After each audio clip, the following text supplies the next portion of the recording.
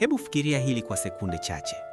Unataka kuanza biashara, lakini sauti ya mama yako inasema biashara ni ya watu wenye mtaji mkubwa. Unataka kuanzisha YouTube, lakini rafiki yako anacheka na kusema huyo naye anajifanya mzungumzaji.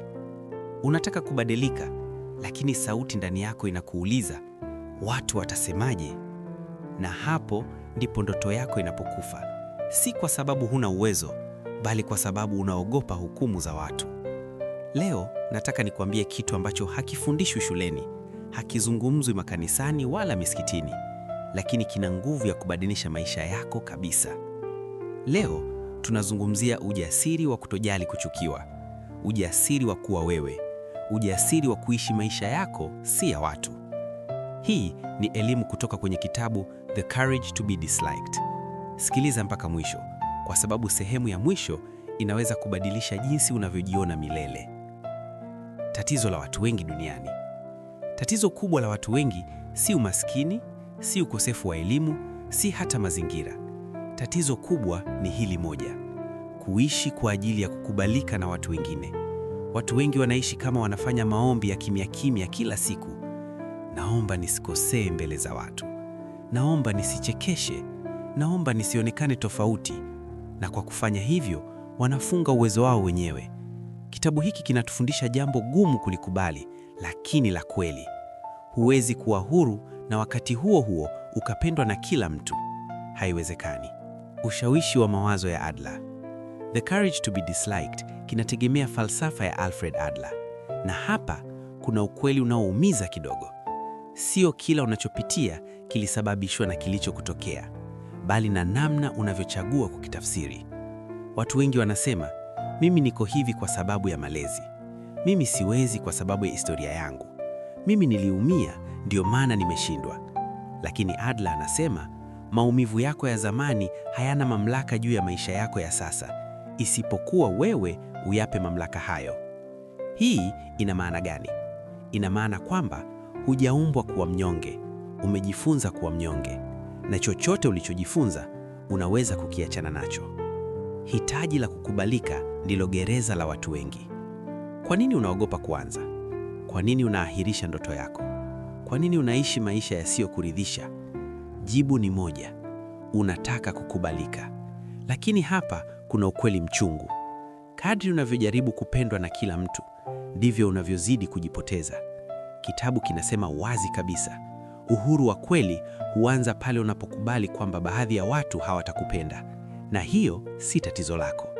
Sikiliza vizuri hili.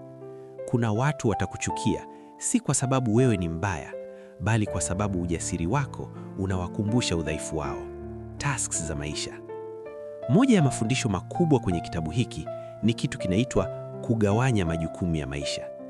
Kuna mambo matatu makuu: kazi yako, kazi ya watu wengine, na kazi ya Mungu au maisha. Tatizo ni kwamba watu wengi wanachukua kazi ya watu wengine na kuifanya yao. Unajali watu watasemaje? Hiyo ni kazi yao, si yako. Unahangaika watu wa kukubali? Hiyo ni kazi yao, si yako. Unateseka kwa hukumu zao? Hiyo ni kazi yao, si yako. Kazi yako ni moja tu: kuishi kwa uaminifu kwa nafsi yako.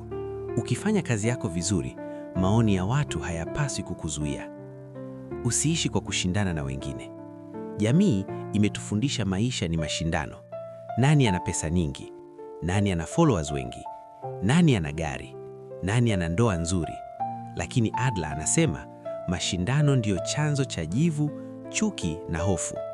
Badala ya kujiuliza nimemzidi nani, jiulize, je, leo nimekuwa bora kuliko jana? Hapo ndipo amani inaanzia. Maana halisi ya furaha. Furaha si kukubalika. Furaha si kusifiwa. Furaha si kupigiwa makofi. Furaha ni hii: kuhisi una mchango. Unapofanya jambo lenye maana, hata kama watu hawakupongezi, moyo wako unatulia. Na hapo ndipo ujasiri wa kutojali hukumu za watu unapoanza. Ujasiri wa kweli. Natamani nikwambie kitu kimoja kabla video haijasha. Kama kila mtu anakupenda, basi kuna mahali umejisaliti. Lakini ukianza kusimama kwenye ukweli wako, utarudishwa nyuma, utachekwa, utahukumiwa, na hiyo ndiyo bei ya uhuru. The Courage to be Disliked hakikufundishi kuwa mkorofi, Hakikufundishi kudarau watu, kinakufundisha kujithamini bila kuhitaji idhini ya kila mtu. Na huo ndio ujasiri ambao watu chache sana wanao. Kama umejifunza kitu leo, andika neno uhuru kwenye comments.